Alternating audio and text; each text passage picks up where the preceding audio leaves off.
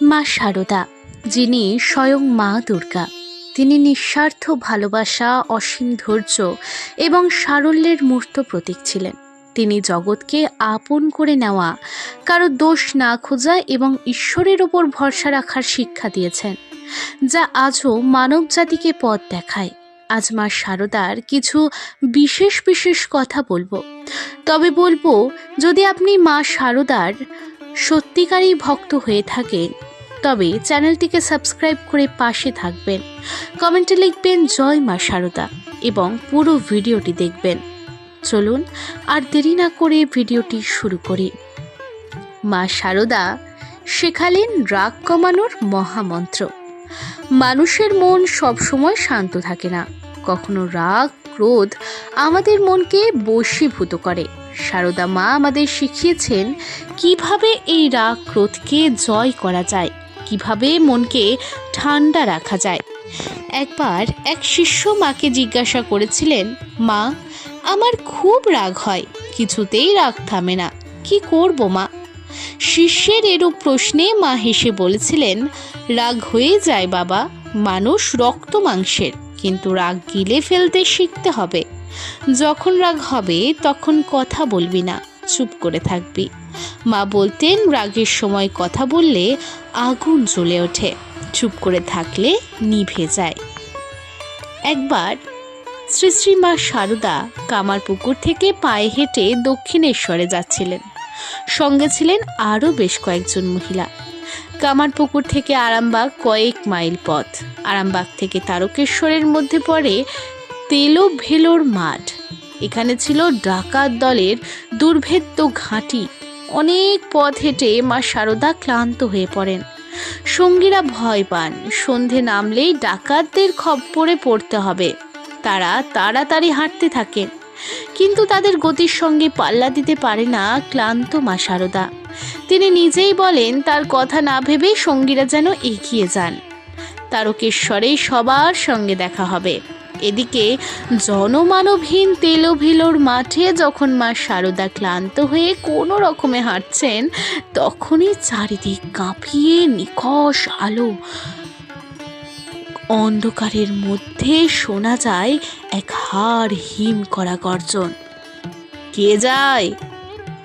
মায়ের সামনে এসে দাঁড়ায় দৈত্যাকার চেহারা ডাকাত সর্দার ভীম। কিন্তু মা শারদা তাকে দেখে বিচলিত হননি। শিশু সুলভ সরলতায় তিনি বলেন, তোমার মেয়ে গো বাবা, আমি শারদা, যাচ্ছি তোমার জামাইয়ের কাছে দক্ষিণেশ্বর। এ কথা শুনেই রুক্ষ কঠিন ডাকাত সর্দারের মনও গলে যায়। তিনি ভাবেন, এতদিন ডাকাতি করলেও কেউ তাকে এভাবে বাবা বলে ডাকেনি। এমন সময় তিনি দেখতে পান তেলো ভেলোর মাঠ যেন অদ্ভুত এক আলোর জ্যোতিতে ভরে গেল। মা শারদার মধ্যে ডাকাত সর্দার ভীম নিজের আরাধ্য দেবী মা কালীকে দেখতে পান। মা শারদার মধুর কণ্ঠ শুনছিলেন ডাকাত সর্দারের স্ত্রীও। তিনি মা শারদাকে নিজেদের কুঠিরে নিয়ে গিয়ে যত্ন আত্তি করেন। ঘরে ছিল মুড়ি মুড়কি ও চাল ভাজা, তাই তিনি খেতে দেন মা শারদাকে। তৃপ্তি করে খেয়ে মাটির দাওয়াতেই শুয়ে ঘুমিয়ে পড়েন মা শারদা। পরদিন ভোরে ডাকাত সর্দার ভীম নিজেই মা শারদাকে তার সঙ্গীদের কাছে পৌঁছে দেন। ডাকাত সর্দার ভীম ভাবেন, বহু জন্মের পুণ্য ফলে মা ভবতারিণী নিজে এসেছেন তার কাছে। তারপরে তিনি প্রতিষ্ঠা করেন প্রাচীন মন্দির। এখনো মায়ের নিত্য ভোগে দেওয়া হয় চাল ভাজা ও মুড়িমুড়কি। মহাসমাধির আগে শারদা মায়ের শেষ উক্তি সম্পর্কে জানিয়েছেন স্বামী গম্ভীরানন্দজি মহারাজ।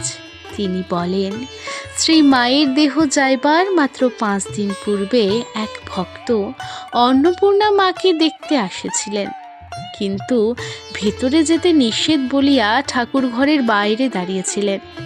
হঠাৎ পাশ ফিরিয়া মা তাকে দেখিয়া ইশারা করে নিকটে ডাকিলেন। তিনি কাছে গিয়ে প্রণাম করে কাঁদতে কাঁদতে বললেন, মা, আমাদের কি হবে?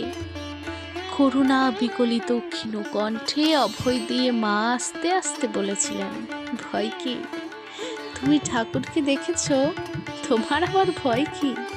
তবে একটি কথা বলি, যদি শান্তি চাও মা, কারোর দোষ দেখো না, দোষ দেখবে নিজের। জগৎকে আপনার করে নিতে শেখো। কেউ পর নয় মা, জগৎ তোমার। ভক্তদের প্রতি এই ছিল শ্রী শ্রী সারদা মায়ের শেষ বাণী। তবে আপনারা কি জানতে চান কিভাবে মা সারদা দেহত্যাগ করেন? যদি জানতে চান কমেন্ট করে অবশ্যই জানাবেন, এই নিয়ে ভিডিও আসবে। আজ এই পর্যন্তই, থাকুন ভক্তির সাথে। জয় মা সারদা।